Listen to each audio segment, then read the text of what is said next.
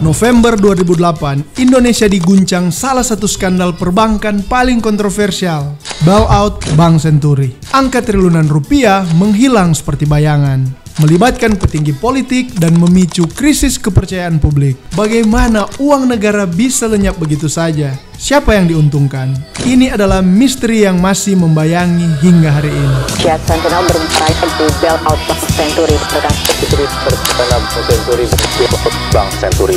KPK mesti melakukan kasus Senturi yang diduga melibatkan Budiono dengan korupsi Bank Senturi. Bank Senturi yang didirikan pada 2004 dari merger 3 bank kecil ternyata bukan bank biasa. Di balik operasionalnya terungkap praktik internal yang penuh masalah, dari kredit macet hingga dugaan pencucian uang. Pada puncaknya, bank ini terancam kolaps di tengah krisis global 2008. Disinilah pemerintah turun tangan. Awalnya Bank Senturi hanya butuh suntikan dana sebesar 632 miliar, tapi kenyataannya pemerintah mencucurkan dana hingga 6,7 triliun. Angka ini mengejutkan publik, menimbulkan pertanyaan, apakah ini keputusan darurat atau ada agenda tersembunyi? Investigasi mulai menemukan kejanggalan. Ada dugaan dana bailout mengalir ke partai politik dan kampanye pemilu 2009. Nama-nama besar disebut terlibat dari pejabat Bank Indonesia, Menteri Keuangan, hingga petinggi di istana. Kasus ini semakin panas saat DPR membentuk pansus untuk menyelidiki. Publik pun bertanya-tanya, apakah dana rakyat digunakan untuk tujuan politik? Meskipun sejumlah tersangka telah diproses hukum, banyak pihak merasa bahwa penegakan hukumnya masih setengah hati. Tokoh-tokoh kunci seperti Robert Tantular, pemilik Bank Senturi, dijatuhi hukuman.